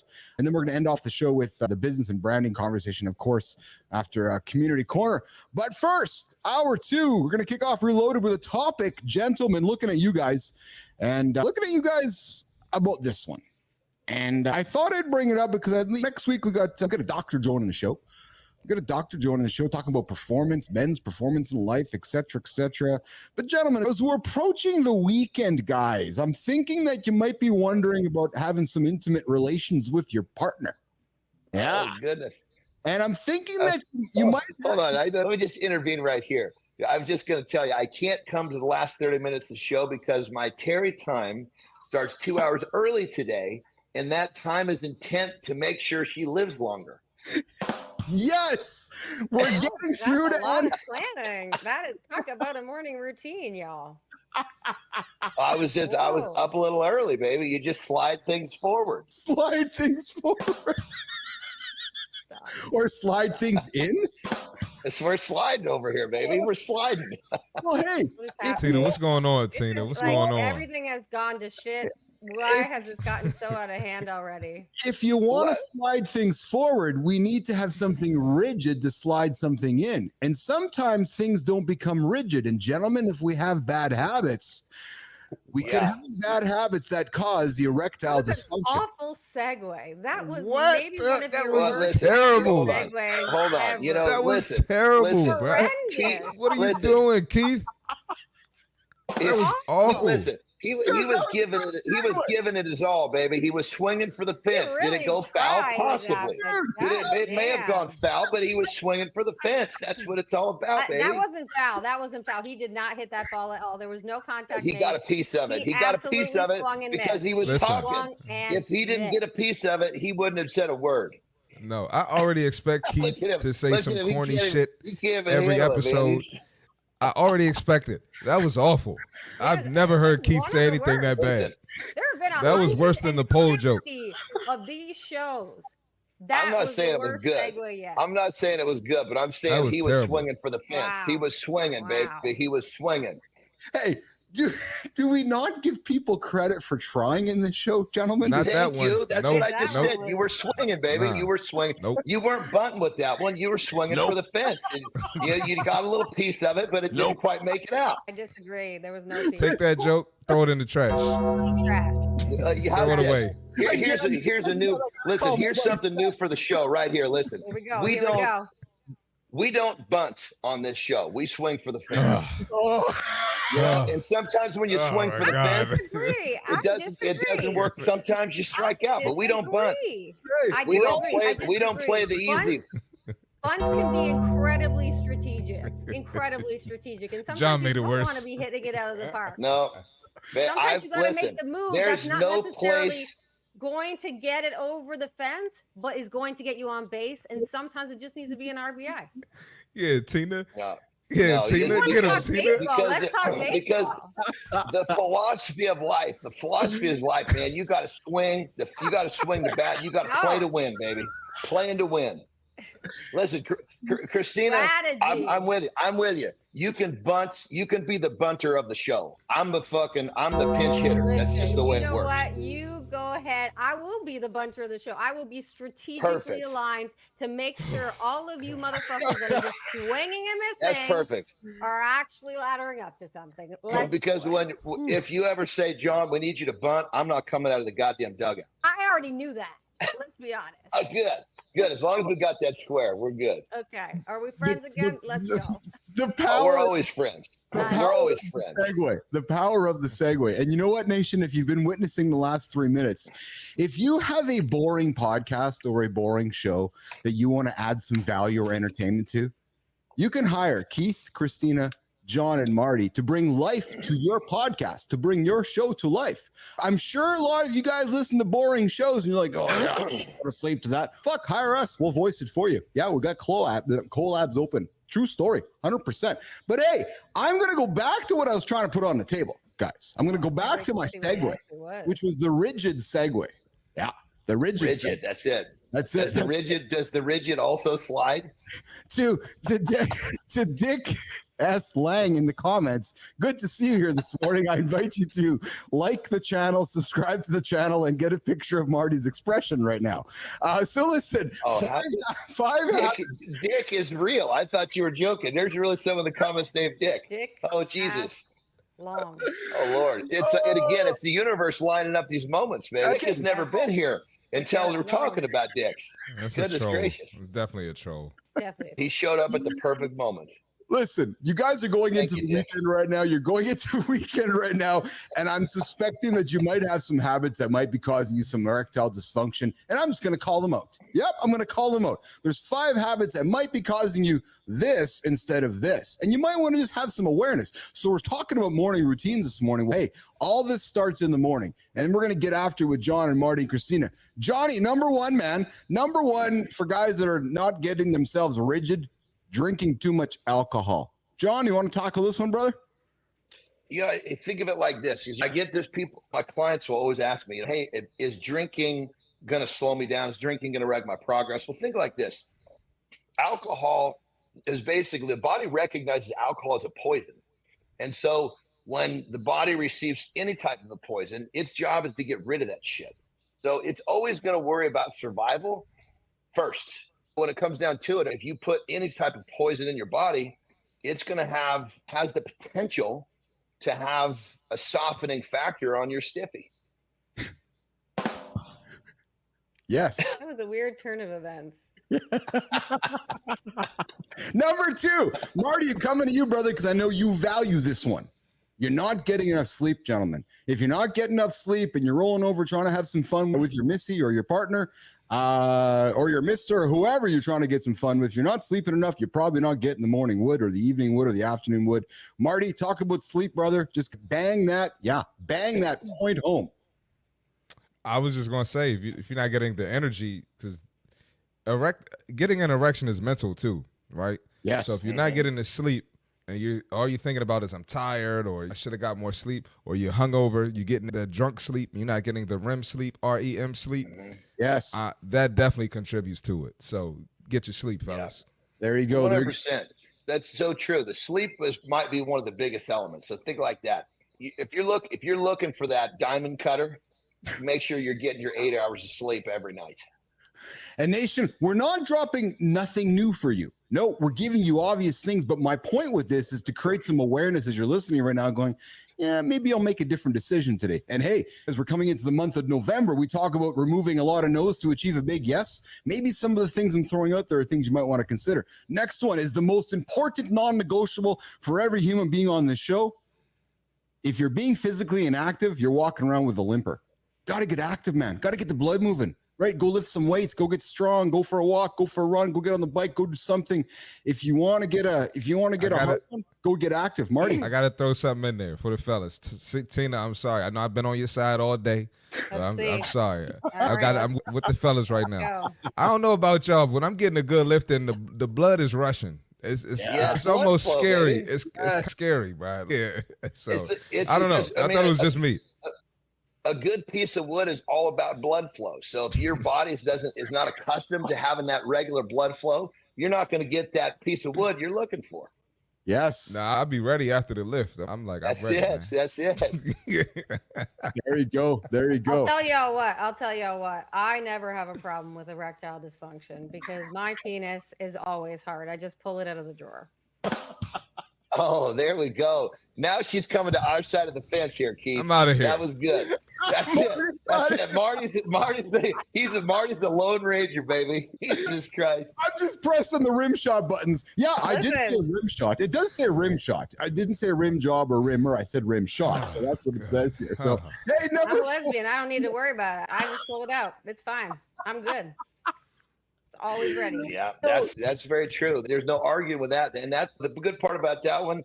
That partner doesn't need to sleep, doesn't need to eat well, doesn't need to do anything. He's just ready all the time. Ready. Blood flow doesn't matter. Blood flow doesn't matter. Hey Flynn, LinkedIn's never seen comment like they're getting on today's feed from our show. I'm telling you, LinkedIn's never seen the comment. We might get kicked off for this shit. Our hard work might be for naught. Here's the question: every partner has a name. What is this fella coming out of the drawer's name? No, you don't name it. You don't name it. Every partner's got a name. No, it's Gemini. No, that's me. I am Gemini. Oh, my bad.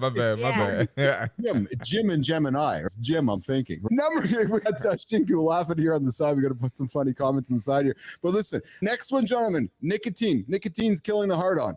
Yeah, put the nicotine aside. So if you're thinking about stopping and you got November around the corner and you want to have some sex with your wife, maybe put the nicotine aside. That might just be something you want to consider putting aside to help you out with the hard one. That's the fourth one. And then the other habit that they're suggesting can cause erectile dysfunction, but it is prefaced by saying more scientific research is needed. And I'm going to be honest, since Christina's offering up the nuggets this morning, I'm going to offer myself. I've never experienced this situation myself, but they're suggesting that marijuana, cannabis, might not proceed with giving you a hard erection. But as I said, I have never had that experience. And we all know that I'm a Snoop Dogg fan. We'll leave that there. So five things, guys, as you're getting into your weekend this morning and you're thinking about stopping things because you want to have intimate relations. How about that? Intimate relations with my wife or my partner? Yeah. So you want to stop drinking too much. You want to get some more sleep. Gentlemen, you want to get to the freaking gym. You want to put the nicotine aside, and hell, just go puff some more cannabis. There you go. And for all of you that somehow the weekend is your time for this activity, come on now. This is daily activity. I agree. Go on and get some. That's what it's about. This is healthy. It's natural. Hell, it even makes you live longer. Yes. So if this is a weekend wind up for you, you need to rethink your philosophy of life. Yeah. Said, brother. And go back to something we talked about, 45 minutes, an hour ago. If you're listening to our show and you're wondering when you're going to start doing something new, well, start right now. But if you're still one of those folks who are thinking about when you're going to start, 12 days from now, it's November. It's no month. So to Johnny's point, stop doing something so you can start doing something you want to do coming November. All right, let's pivot. Let's pivot the chat to the in the gym segment, Jimmy. Let's get a conversation happening around what I'm going to call like an AMA segment with John and Marty. Christina, we'll bring you back in here in whatever 20, 30 minutes. So we're going to get to business creator spotlight in 15 minutes. But I'm going to sit down with John and Marty, and I want to throw some questions that I have collected from Business Athlete Nation to throw these guys on the fence, Jimmy, and ask them about some of their knowledge about being in the gym. All right, how's that sound? Sound good? Let's go. Sounds good. Okay. So one of the first ones that I got, I was talking to somebody last night at the hockey rink. It was, Keith, I can't, and I know Johnny's point of view on this, but I think we need to repeat it because I don't think it's repeated enough. I can't get a good workout at home because I don't have a gym at home. I don't have any weight at home, and body weight doesn't do it for me. That's not going to give me a good workout. Can I jump on this, please? Go ahead, Jesus Johnny. Christ. Go ahead. Listen, it means one simple goddamn thing. You're not working hard enough. Jesus Christ. Whoever thinks this, go and do 100 body weight squats in one go and then tell me you're not getting a good workout. And then if you got some nuts, do 10 sets of that. Anybody on the planet does 10 sets of 10 of 100 body weight squats or even 50. You're going to be walking like you got a 2x4 stuck up your butt for days. So if you're telling me, you're telling yourself that body weight is not enough to get a good workout, come up with a better lie to yourself because that's horseshit. Better lie for yourself. Marty. Yeah. I was going to say increase reps on sets. And then if it's that boring, add some weight. Get a weight vest. Or get a weight vest if you're just doing body weight and calisthenics at home. You can get a 12-pound weight vest or a 10-pound weight vest, and that little bit of weight will make a huge difference. So try that. And real quick, on that level, I can't even count. It's in the very possibly in the thousands, definitely in the high hundreds, 500 plus workouts that I've executed in hotel rooms with body weight. And I do it on vacation all the time. 100%. Oh, yeah. There's some days where I don't have the time to get to the gym. Guess what? I'm going to be doing with body weight right next to my desk because that's what I got to do. That's what I got to do because you know what? Because I'm going to show up every day. That I need to show up. Oh, so what you're saying, Johnny, is that's the magic. It's not that you can't get a workout with your home gym or your body at home. It's just that you got to do it. What you're saying. Yeah. And you got to work hard enough. You can't say, oh yeah, I did 5 body weight squats. I'm not getting the burn. No shit. Jesus Christ. Keep going until you get the burn. And then do 5, 6, 7, 8 sets where you get the burn. And you realize that you're full of shit. So Lauren comes in with a comment and says, what about less breaks or time between sets when you're working out, doing a home body workout? It all depends on how many reps you're doing. I'm telling for everybody that thinks this, just do 100 reps of body weight squats. You probably need 5 minutes before you do the next set. You're going to need a break. You're going to need a break. Yeah. So it all depends on, are you applying yourself to what you're doing? If you're applying yourself, that break has everything to do with how much effort you put into the set. Yes. We got Deuce coming in with a comment, real simple. Yeah, you can put 80-pound weights on a backpack and just go for a walk. So John, Marty, I want to maybe share an anecdote or a POV on this. I'm wondering if people don't think they can get a good workout at home because they don't understand the structure to put together a workout at home. For example, do I do push-ups? Do I do sit-ups? Oh, I'm going to get some abs because I did 50 sit-ups today. And I'm wondering if somebody just doesn't know what to do, which is why they don't think they can get a good workout at home. Johnny, tackle that idea of, but I don't know what to do and what should I do? Perfect. So if it's a lower body day, guess what you're doing? You're doing lunges and you're doing body weight squats, all body weight, lunges with the body weight. If it's an upper body day, you're doing push-ups. All of this not knowing what to do is they're fucking hiding behind that. The idea is that you bust your ass with some sort of physical activity and you put in the effort. It's just so everybody knows. It takes, I think it's 11 days before atrophy will set in. So it's not like oh my God, I didn't go to the gym, I'm going to start to lose. No, as long as you're actually working, you're going to be fine. So don't overcomplicate it. It's the first start off with, what was I supposed to do in the gym? Okay. If it's upper body, do push-ups. If it's lower body, do squats. End of story. Okay, hold on. I got another question here. I need to work on my obliques so I can get a smaller waist. Oh, God. Oh, Jesus Christ. It ain't the fucking obliques. It's the goddamn Big Mac. Stop eating all the bullshit. Your waist, it's got nothing to do with the muscles. You got the abs under there. They're just a well-hidden secret because you eat too much garbage. And hydrate. Drink more water. I don't like water, Marty. So a comment that I got, I threw some other statements. I don't like water. I think I get my water and all the rest of my fluids. Why do I need to drink some more? One, grow up. Brush my teeth, but I fucking do it every day. Exactly. Our muscles made of 75% water. You need water. So one, grow up. And two, if it's that bad, drink some sparkling water. Or that's a flavored sparkling water. That's your only other option. You got to drink water. Yeah, put some amino acids in it or something if you need some flavor, but that's it. That's the reality. So you either want to get these results or you don't. Next question. What is the value of doing dips in the gym? And are there many benefits from doing variations of different dips? Oh, man, that's a doozy of a question. Oh, yeah. First off, the dip is a great exercise. And you can change the angle and you can really change the displacement of the stress in your body. So you can make it to where you get more tricep. You can make it to where you get more chest. You can make it to where you get both. So the hand placement. Hand placement, and also how far are you choosing to lean forward? The more that you lean forward, the more chest you're going to get. But I think the thing about it is this: don't worry about, just do the dips. Because if your triceps start to fatigue, whether you like it or not, your chest and your front and your shoulders are going to start to take over. So just what I tell my clients is get on there and bust your ass, and you're going to get all the muscles that are going to help the situation. Maybe in a different order each time. Maybe you're starting off. Maybe one day you're a little forward and you're busting up the chest. Well, the chest gets tired. Guess what? The body says, "Hey, triceps, let's come to the party."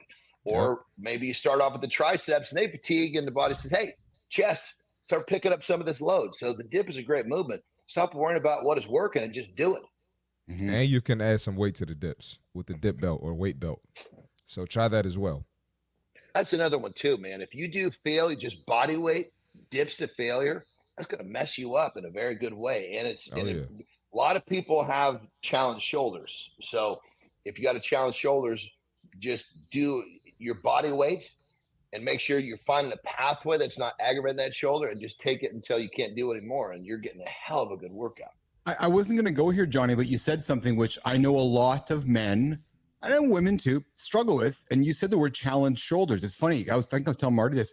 I think I slept wrong on my shoulder last weekend. And just finally yesterday was feeling better. A lot of us have challenged shoulders from sleeping, wrong placement. Talk about battling through a challenged shoulder in the gym, when to go too hard, when not to go hard, when to manage your rotator cuff or so forth. But just talk about this idea, Johnny, because I think it affects more people, but nobody talks about it very often because nobody wants to come across, "Oh, my shoulder's sore." No, actually, you might be having some grief with it. Let's talk about that. I'm going through it right now. And literally I triggered it in the beginning of this week when when I'm here, I don't have the same resources as my California house. I do a part of my wake up and is burpees. And as I was going down, my left elbow was a little bit flared, came out a little bit, and it put some weird pressure on my shoulder. I didn't really notice it at the time, but literally it was during the show. I went to go grab some. I was like, "What the fuck was that?" Really? And yeah. And granted, it's not like it's stopping what I'm doing, but as soon as I recognize, man, I got something sore in there. Okay, now it's time to make sure that shoulder is warm before I do anything. It's time to make sure when I'm done training anything upper body that I put a light stretch on it. You got to put some attention to it. You can't have a sore shoulder and just expect it's going to go away like a fart in the wind. You have to give it a little attention. Yes. So then I was going to say, Marty, how about you, brother? Yeah, I was going to say, if you don't have any shoulder issues, take some preventative measures. I stretch every day, so that includes my upper body as well. So I'm consistently stretching my shoulders and my lats. I would say that a lot of the problems stem from there, especially if you lift weights a lot.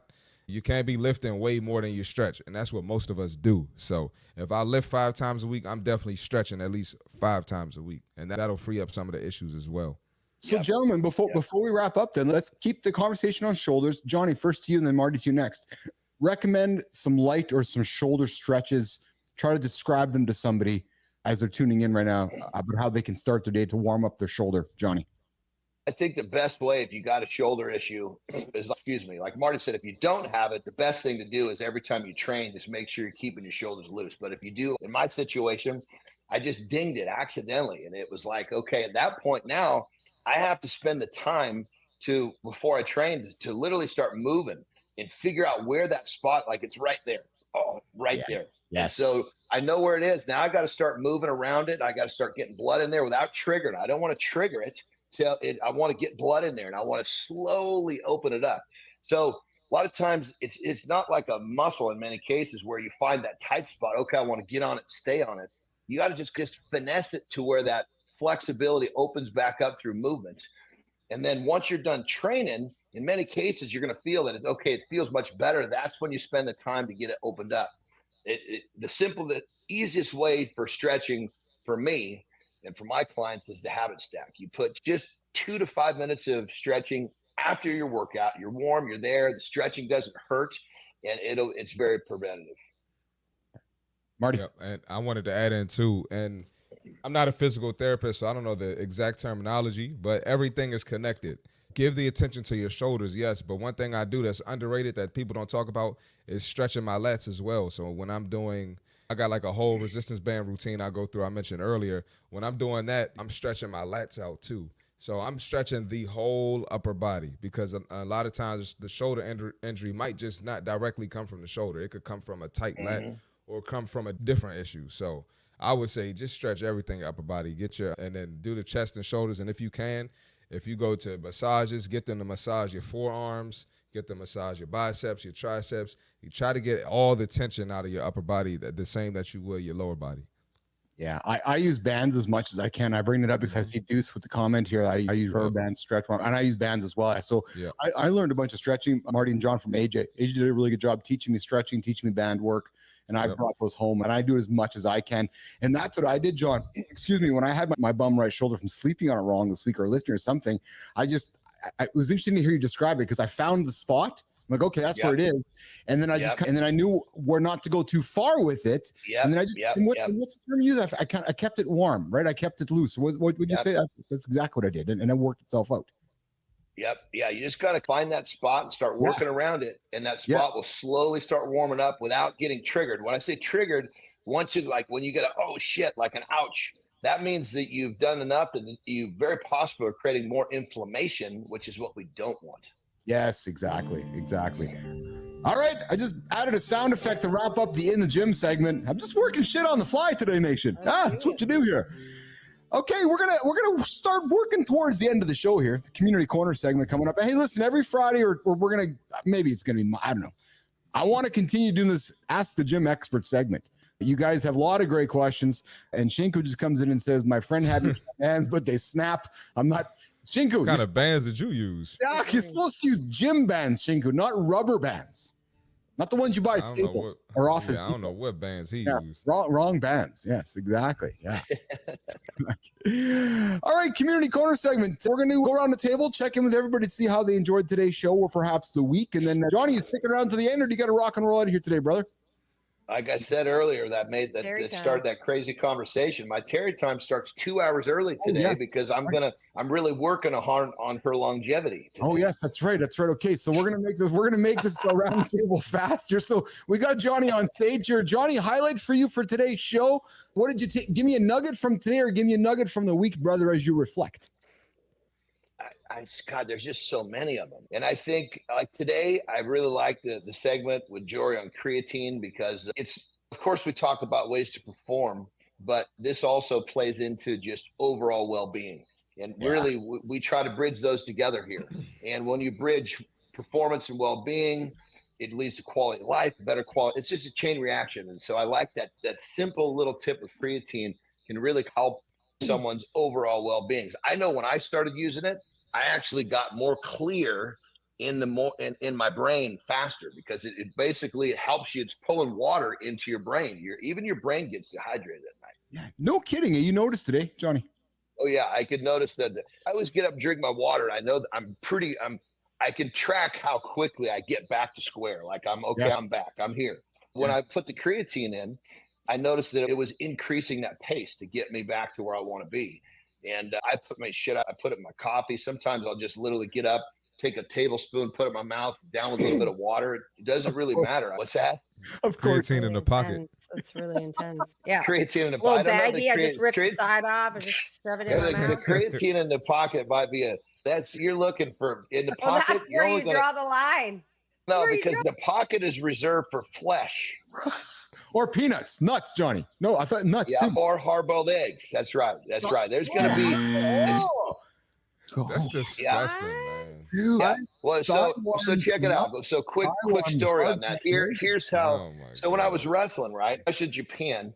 We're constantly moving around, and at Tokyo Dome, the breakfast bar, they had this huge thing of hard-boiled eggs. So I'd wear cargo pants down there. I'd eat my breakfast, and I would fill up each side of my pants with hard-boiled eggs, and then basically get on a tour bus if we were going, right? So I can't break the shells.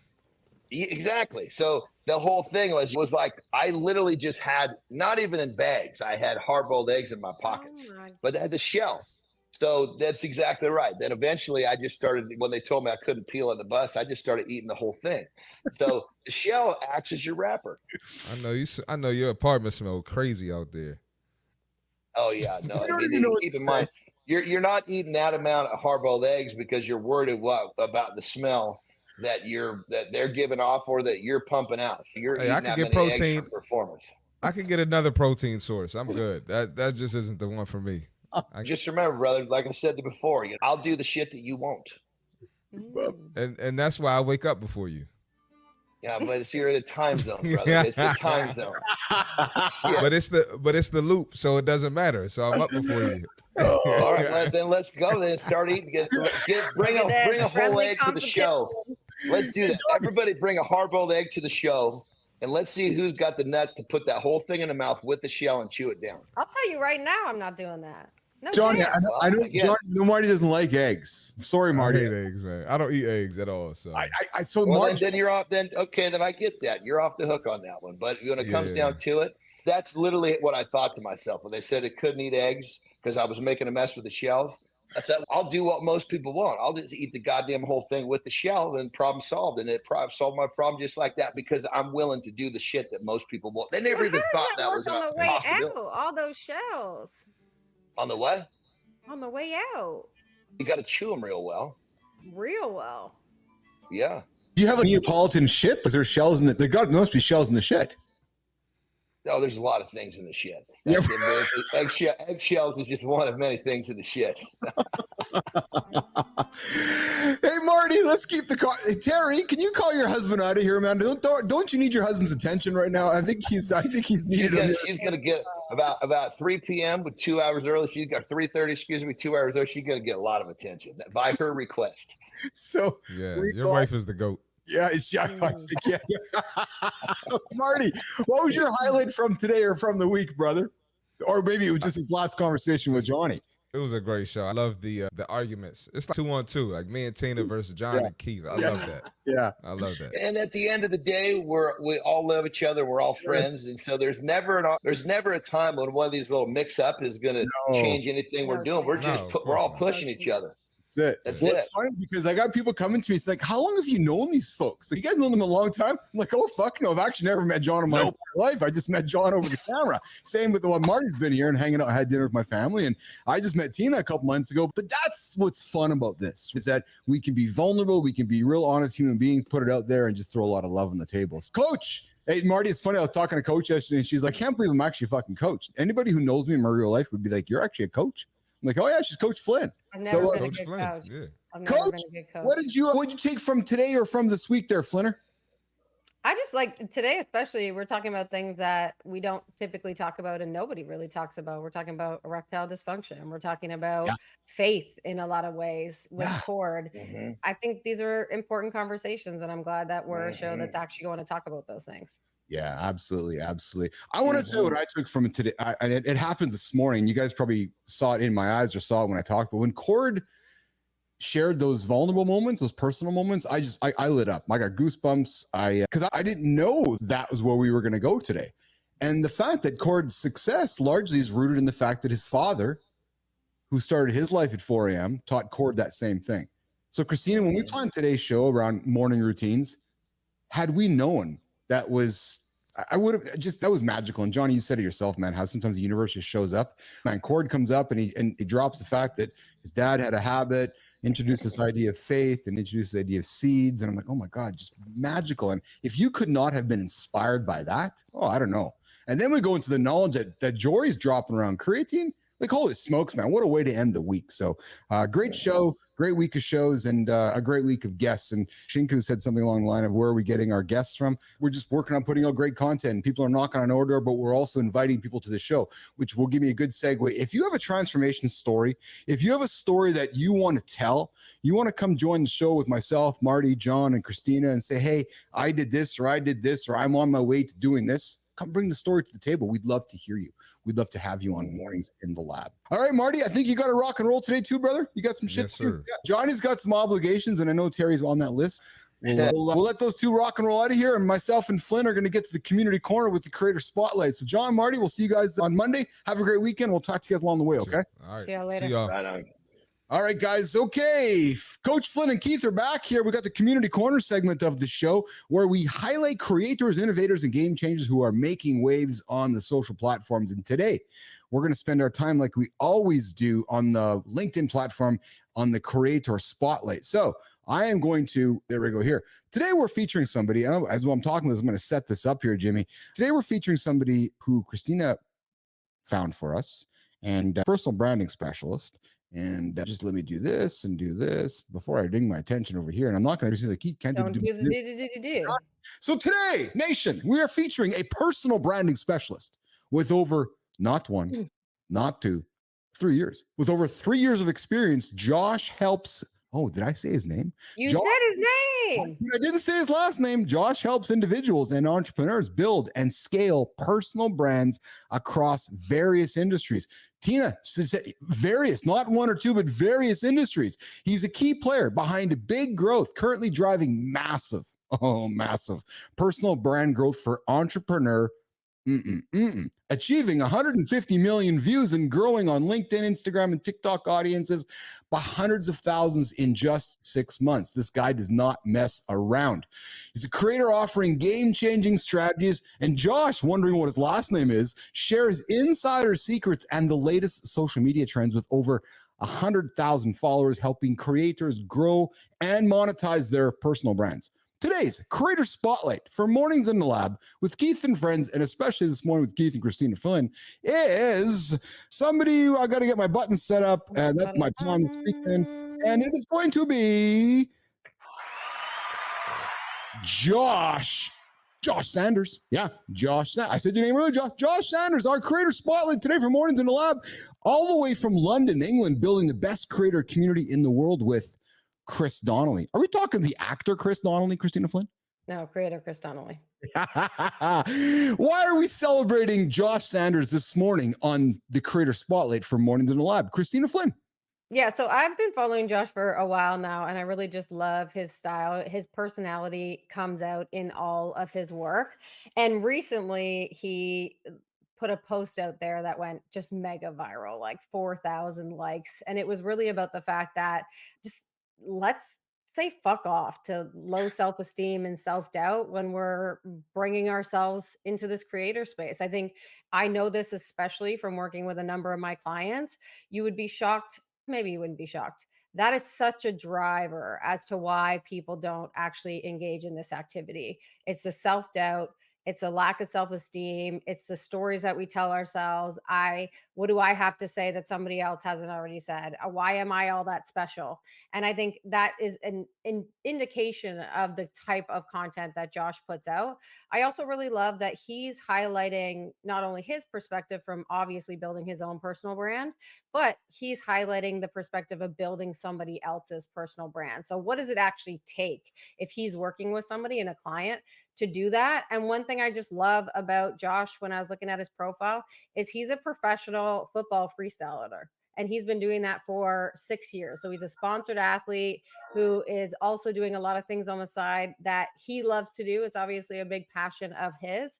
And that works really well with our show, of course, just bringing to light people that are on the business side doing well and people on the athletic side that are also doing some really interesting things. So Josh, love your work, love what you're doing and creating, and excited to keep watching the journey.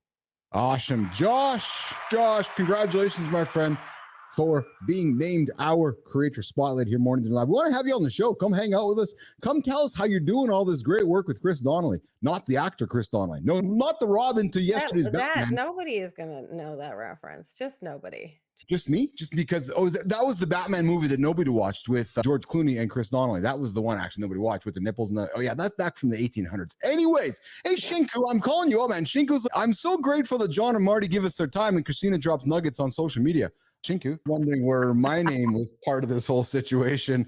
Anyways, if you're inspired by today's you're the spoke of the wheel, my friend. You're the spoke of the wheel. If you're inspired by what Josh is doing on LinkedIn, I invite you to go follow him, go check him out here. You can find him and clearly do some great work with Chris Donnelly. So if you're looking for a personal brand specialist, Christina Flynn, and if you can't get a hold of Josh, you might want to hire our own Christina Flynn. So listen, every single day at 8:30, 9:30 Eastern time, we do the community corner and lean into the creator spotlight where we highlight human beings on the LinkedIn platform and slowly making our way over to Substack and X and all the other platforms up there. All right, Jimmy, let's roll over to the business and branding segment. My hands are all over the place where Christina and I are going to continue breaking down the Business Athlete Manifesto. And I am pulling up my phone here because I had the manifesto. Look at this backdrop. It's so sexy. Look at it. Looking wow, pretty cool. It's so bright and beautiful. I want to work out in that gym. Holy. I know. Did you notice how the show's come to life over the last couple hours? We got some new graphics behind the scenes. It's bright out. Oh, look at us go. There you go. Okay, Flinner, coach, we're going to wrap up. My goal here is today. So we got 13 minutes or so. We got 3 left on the table. The Business Athlete Manifesto, the values that I put on the table a number of years ago when I was building ICUC as a way for me to say to the world, to my colleagues, to my collaborators, to anybody that's meeting me, here's what I stand for. Here's my values. Here's what I get up for. And if you associate with them, great. If you don't, then maybe we can't work well together. I don't know, but here's what I stand for. Here we go. The Business Athlete Manifesto. Christina, we started with put humans and wellness first. We then went to prioritizing physical, mental, and emotional care. We talked about leading with love. We talked about having good manners, saying please and thank you. So simple and cliche, but yet so powerful. We talked about leading through empowerment, encourage, and support. And I love what you taught me from that segment, actually. And as I was looking at this and reflecting upon the manifesto, Christina, you reminded me that sometimes it's not about empowering, but it's really about giving somebody the access and supporting them along the way. So I really enjoyed how you maybe invited me to reframe that in my head. We talked about always competing, not only with those around us, but ourselves. And we came into that this morning with the morning show and morning routines. And in my accountability check-in, that if that guy over there is waking up at 5 o'clock and you're waking up at 4:45, you already got a head start on that guy. And it's not so much about today, but it's about that accumulative competition over time, right? And we talked about being curious, consistent, and empathetic. And now I want to get into the last 3 today. And this one, as we talk about it often on the show, we talk about it, Rich Ingram. I think Cord brought it up here today. But it's this idea, Christina, about don't focus on the results. Be the results. When we focus on the results, we focus on winning. I always use the metaphor of winning the Stanley Cup, winning the Super Bowl, winning that sales award, or winning against that company you beat out on a proposal. What I'm inviting you, nation, and rhetorically you, Christina, to consider is this idea of being and enjoying the process along the way instead of focusing on the end. I found in my journey through life, Christina, it was really that moment where I sold the company. I woke up on Monday going, exactly. Oh, okay, my bank account got the money and I achieved the big goal I wanted to, but now what? So I had to learn that, it's really about enjoying the process. We talk about the Rich Ingram all the time in the endurance world. And Christina, that's why I run or get on the bike for 60, 90, 120 minutes at a time, because it teaches me the idea of enjoying the process. Lean into that idea, Christina Flynn. So this is something that I have struggled with for a long time, because as an athlete, I think I got very excited about the results. the game. And I know that practice is important, but internally, what really drove me was me having a good game, me having results, and ultimately trying to win the championship.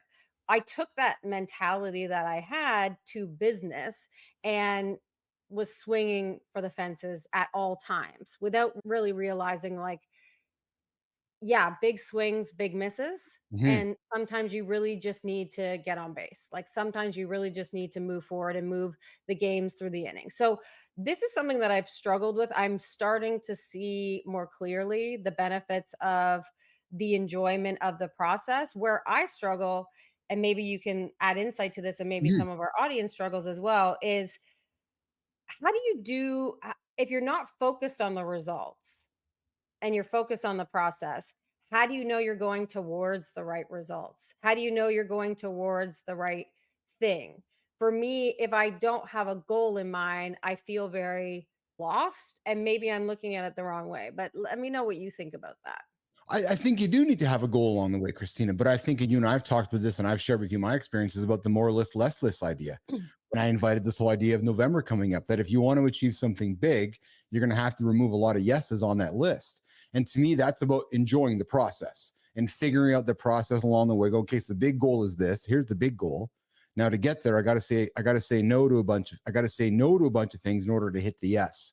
And that no for me is the journey. No, Mhm.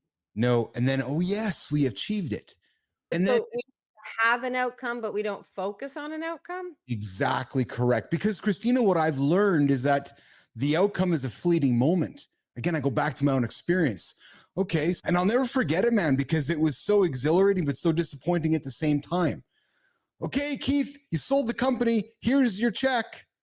Okay, you take it in, and then you look at your watch, 3 minutes have gone by. Okay, so now what? And that can become really empty because you're like, Mhm. holy, I've worked my entire life for this moment. And I think, Christina, you hear it often from professional athletes or coaches that have won Yeah. multiple championships where they'll say, and I heard Paul Maurice, coach of the Florida Panthers, talk about this last year, who won the cup. He's like, enjoy the moment, he only won one, but try to find a way to enjoy the moment because you may never find it again. You may never Right. experience it again. Right? And so to me, that's what it's about. I know it sounds so cliche, but again, I go back to my own experience and it was real life. And it was like, okay, you did it. So what I find myself trying to reflect upon, Christina, was the journey of getting there and doing it. That's what Right. I find joy in. It's making me think of, I was recently listening to an interview with Oprah and Phil Knight. I really love Phil Knight and the way that Yeah. he's approached his life and he approached coaching. And I don't remember the exact quote, but he talked about the fact that when you're walking into the gym after a championship, you're just walking in with a lot of really insecure people with a lot of bruised egos because they have done the thing they were supposed to do, but their career continues, the momentum continues, and how do they keep up with the standard that they've set for themselves? How do Yes. they not get focused on what was, but be present, but also focus on the future? And I think those are the things that I'm challenged with. It feels very, it it feels almost like too ethereal to be real to me, and I'm not sure why Yes. that is, and I'm just being really open here. I It's like understand that. something I really Yes. struggle with because people are like, just surrender, and just do." I was doing a lot of looking into, like, Ayurveda, which is like a Eastern medicine, Eastern practice, and I Yes. love this idea of, like, being focused and being present, but I don't know how to be focused and be present and intentional about what I'm trying to accomplish, which requires, like, I need to have money. I need to support my family. I need to do those things.